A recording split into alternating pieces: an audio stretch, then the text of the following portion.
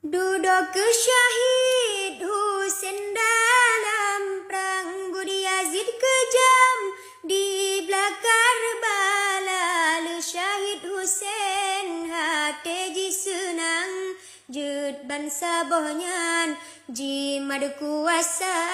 Le syahid Husain hati ji senang jud bangsa bohnyan ji mad kuasa.